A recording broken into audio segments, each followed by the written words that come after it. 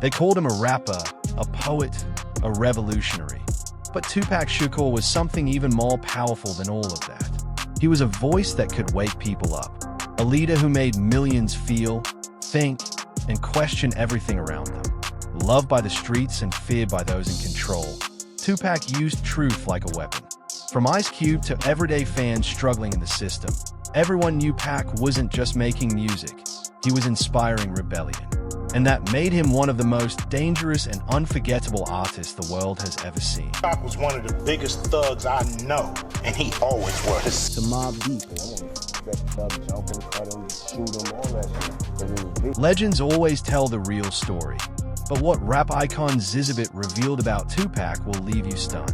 And before we get there, let's start with another major voice. RZA of the Wu-Tang Clan is not just a producer, he's a thinker, a strategist, and a true student of the culture. RZA didn't focus on the usual topics like the beefs, the violence, or the drama around Tupac.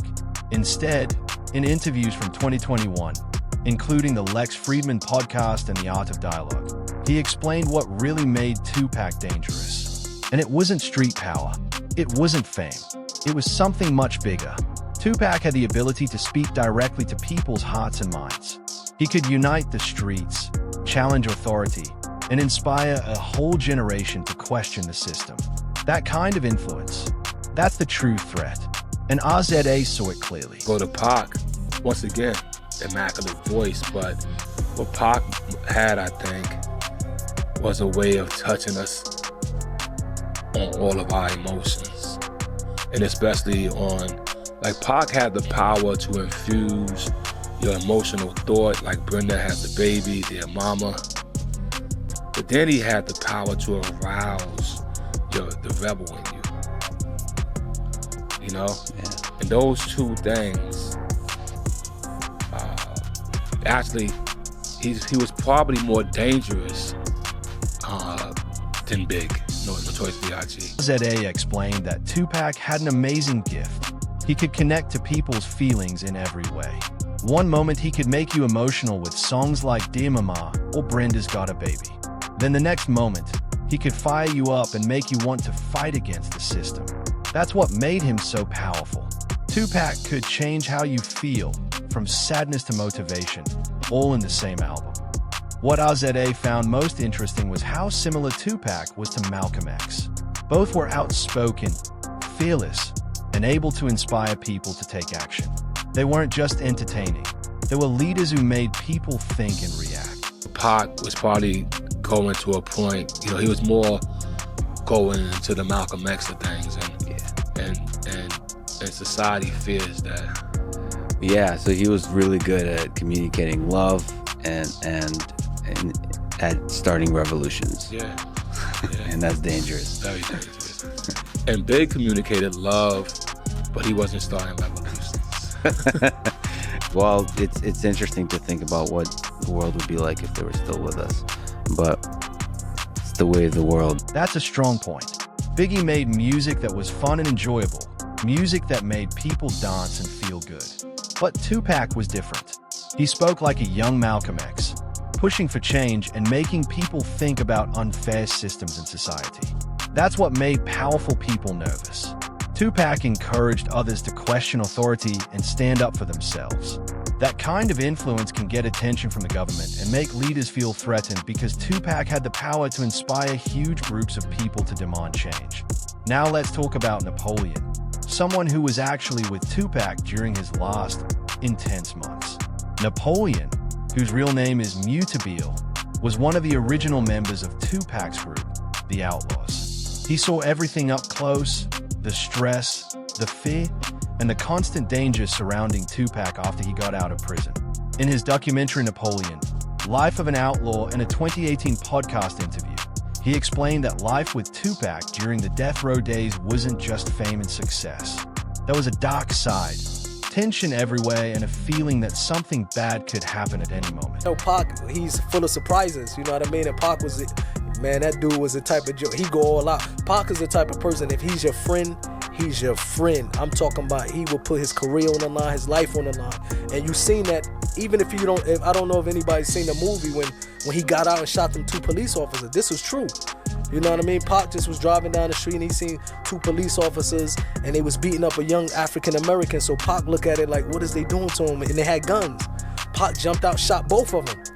And both cops. He didn't know they was undercover. Napoleon explained that Tupac's loyalty was extremely strong. If you supported him, he would stand by you no matter what. But if you betrayed him, it was over. He would come after you, and he had the influence to make things very difficult. What really sticks out from Napoleon's story is how he talks about Tupac's last days.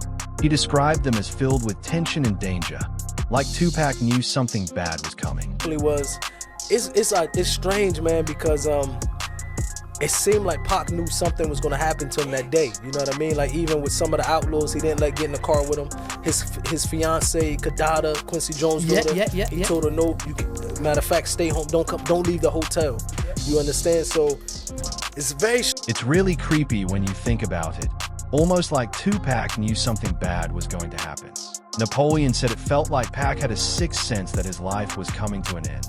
He even noticed Tupac acting differently during that last week, doing things that made it seem like he felt his time was almost up. Napoleon said Tupac started acting like he knew something bad was coming. He was giving away his jewelry and taking lots of pictures with people, almost like he wanted them to have memories of him. That's not something most people do unless they feel their time might be running out. On top of that, Napoleon talked about how the whole vibe at Death Row Records was dangerous, full of tension and negativity. It always seemed like it was a tense atmosphere, you know what I mean? It was one of them things that it was a situation you had to always be on point, you know? It reminded me of the streets. The studio actually reminded me of the streets in Jersey, you know? After getting shot and doing 1.5 years in prison and coming out dropping the #1 record, the people was losing their mind. Napoleon said the studio felt just like the streets, dangerous, full of drama, and you always had to look over your shoulder, even when you were just trying to make music. He explained that Tupac became tougher and more aggressive after getting out of prison, but there was a reason for it. Pac felt like everyone was out to get him, so he stayed on high alert and ready for anything. Came to Death Row Records, he was more aggressive, but you gotta understand that he had actually people that wanted to murder him. The people that came to shoot him in that elevator that day in the studio, they came with the intention to murder him, you know what I mean? And the word on the street is that these same people still wanted to murder him. So yes, Tupac was paranoid, but he had good reasons. There were real dangers around him. Napoleon shared a key example, the fight at the MGM Grand on the same night Pac was shot. That moment showed just how tense and risky his life had become. Danger was right there in front of him. Pac, like, he always wanted to show his loyalty. So when one of Suge homeboys is like, look, that's Baby Lane right there who snatched my chain, Pac immediately took off and started fighting him. Because Pac always was the type of person, I'm gonna show you that I'm down. That quick reaction and constant need to show he was loyal and strong is what made Tupac a danger to himself. Now let's talk about Eminem. He never met Tupac because Pac died in 1996 before Eminem became famous. But Eminem has huge respect for Pac's talent and later helped work on his music. In 2015, he wrote a heartfelt tribute for Paper Magazine, honoring the 20th anniversary of Tupac's album Me Against the World. In that letter, Eminem explained why Tupac was such a powerful and dangerous artist in hip-hop, because his words could move people and make them think. This wasn't a quick quote, it was a careful, thoughtful breakdown from one of the best technical rappers ever, explaining why Tupac went beyond what most hip-hop artists did. Eminem didn't call Pac dangerous in a violent way. He meant Pac was powerful because he made people feel everything he went through. While other rappers focused on flows and punchlines, Tupac put his soul into every verse, making listeners feel his pain, anger, joy, and confusion. Eminem said that emotional honesty is what set Pac apart. It wasn't just skill or clever lines. Tupac had those too. It was how deeply he connected with people through his music. Eminem explained that Tupac's biggest strength was how deeply he connected with people. His music didn't just sound good. It made listeners actually feel what he felt.